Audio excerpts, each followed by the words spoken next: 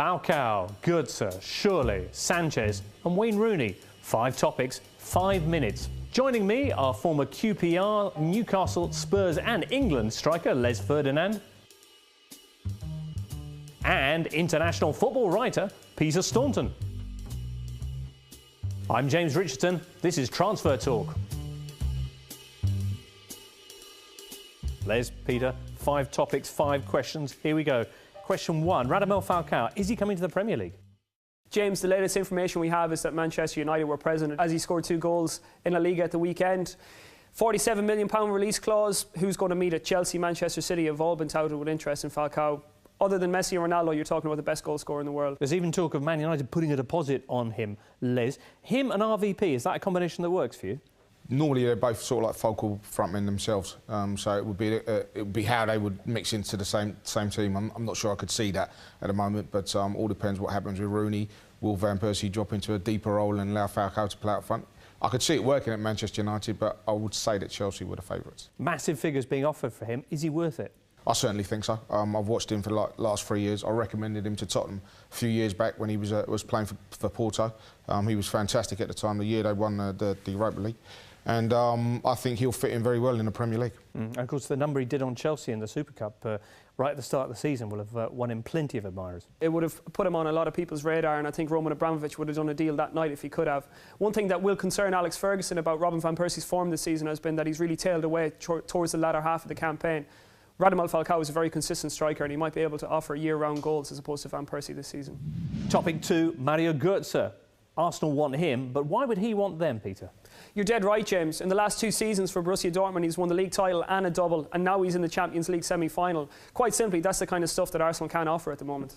Unless they start splashing out on big deals like this, Les. When you've got the likes of Kozolo, you've got Jack Wilshere, you know, Arteta and these boys, where does he fit in? I know he's 20 years of age and he's a sensation at the moment, but what does he do in that Arsenal side? Where does he go? He's very, very similar to Kozolo, and I know Arsenal like to play that way, but I can't see him actually wanting to go to Arsenal at this stage in his career. Right, he's not the kind of player they need.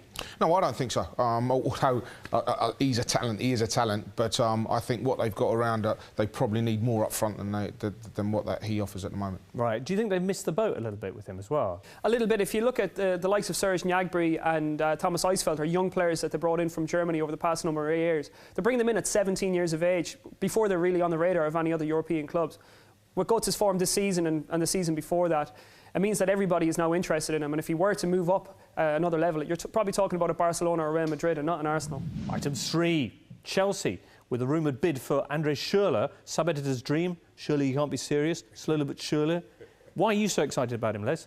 I'm excited about him because I think if the rumours are to believe in, Frank is to leave Chelsea at the end of the season. I think as a goal-scoring midfield player, he offers what probably Frank offers to the side. He's probably not up with the amount of goals that Frank scores, but you know, Frank's good at them goals outside the box, and that Schürrle certainly offers that to any team that he plays for. But also he offers great versatility out wide. He scores a lot of goals from outside the box, can play on the right wing and on the left wing. Basically, Chelsea would be getting a really, really good player who's on the fringes of the Germany team at the moment. Also suggests he can play really all over the pitch if he's covering for Frank Lampard in one role and Podolski in another. Yeah, no, he certainly can. And as Pete said, he can play any side of up front and through the middle as well. But as a midfield player, I think he's the one that drives forward probably quicker than what Frank was at his age, and scores plenty of goals. Item 4, Alexis Sanchez, rumoured bid by Juventus to bring him back to Italy from Barcelona. Why has it not been working out for him in the Catalan capital, Peter? I think a few different reasons that hasn't worked out for Sanchez in Barcelona.